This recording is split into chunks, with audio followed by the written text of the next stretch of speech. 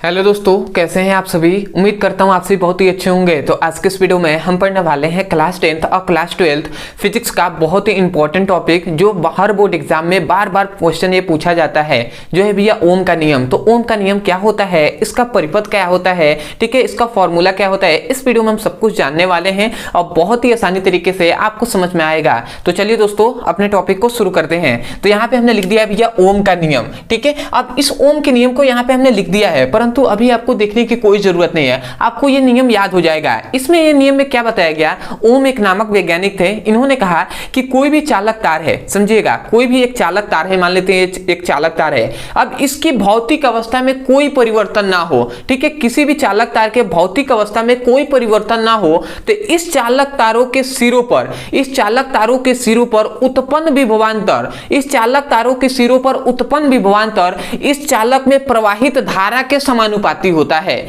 तो आशा करते हैं आपको थोड़ी बहुत समझ में आई होगी और बहुत से स्टूडेंट ऐसे होंगे जिनको समझ में नहीं आई होगी, तो परंतु मैं विश्वास दिलाता हूं आपको समझ में आ जाएगा। वो कैसे, तो इसका परिपथ जब बनाया जाएगा तो आपको समझ में आएगा। तो चलिए हम समझते हैं। सबसे पहले तो मैं एक परिपथ यहां पे बना ले रहा हूं। ध्यान देने वाली बात यह है कि ये मान लेते हैं एक चालक तार है, समझिएगा, ये कोई मान लेते हैं ए और बी, ये कोई एक चालक तार है, ठीक है। तो इसको मैं थोड़ा सा ऐसे बना ले रहा हूं कि आपको थोड़ा सा समझ में आए, देखने से भी लगे कि एक चालक है, ठीक है, एक चालक तार है। अब इस चालक तार में हमने क्या किया कि इसको हमने एक क्या कर दिया, इस चालक तार में एक हमने कुंजी लगा दिया और एक हमने बैटरी लगा दिया और इसको हमने जोड़ दिया, ठीक है। ये एक चालक तार है ए बी, अब इसमें हमने एक कुंजी लगा दिया और ये बैटरी है, ये क्या है भैया, बैटरी है। अब आपको थोड़ा सा ध्यान देना है, जब ये बैटरी है, ठीक है, तो इस बैटरी में क्या होगा भैया, बैटरी से धारा प्रवाहित होगी, ठीक है, विद्युत धारा प्रवाहित होगी। तो हमने यही कहा कि ये कोई चालक तार है, तो ये जो चालक तार है ना, इसकी भौतिक अवस्था में कोई परिवर्तन ना हो, इसकी क्या कहे हैं कि ये जो चालक है इसकी भौतिक अवस्था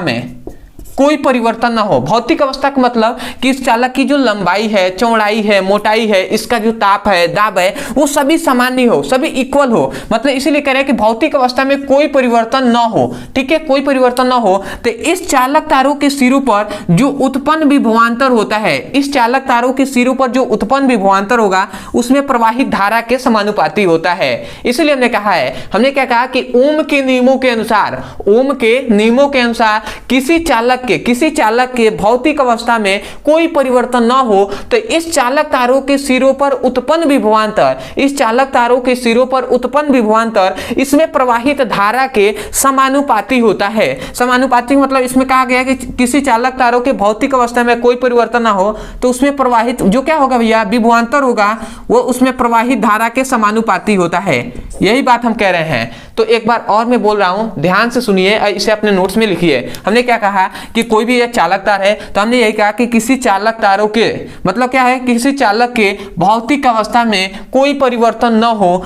तो इस चालक के सिरों पर उत्पन्न विभवांतर, इस चालक के सिरों पर उत्पन्न विभवांतर इसमें प्रवाहित धारा के समानुपाती होता है। मतलब चालक में क्या होता है, चालक के सिरों पर उत्पन्न विभवांतर उसमें प्रवाहित धारा के समानुपाती होता है। तो आशा करते हैं आप समझ गए होंगे। इसलिए हमने डेफिनेशन यहाँ पे लिखा है कि ओम के नियमों के अनुसार किसी चालक के भौतिक अवस्था में कोई परिवर्तन ना हो, कोई भी परिवर्तन ना हो, तो उस चालक के सिरों पर उत्पन्न विभवांतर उसमें प्रवाहित धारा के क्या होता है, समानुपाती होता है, ठीक है। यही ना हमने कहा कि किसी चालक के भौतिक अवस्था में कोई परिवर्तन ना हो तो उस चालक के सिरों पर उत्पन्न विभवांतर उसमें प्रवाहित धारा के समानुपाती होता है। तो आशा करते हैं आप समझ गए होंगे, ठीक है, क्योंकि मैंने बार बार आपको बोल दिया है, क्योंकि मैंने बार बार इसलिए बोला क्योंकि मैं चाहता हूं कि कोई भी, चाहे भैया कुछ भी समझ में नहीं आता हो, जिनको भैया बहुत ही कमजोर स्टूडेंट है या चाहे बहुत ही अच्छे स्टूडेंट है आप, ठीक है, पढ़ने में ठीक है, तब भी उनको समझ में आ जाए, ठीक है, क्योंकि सबको लेकर चला जाएगा ना, सबको लेकर।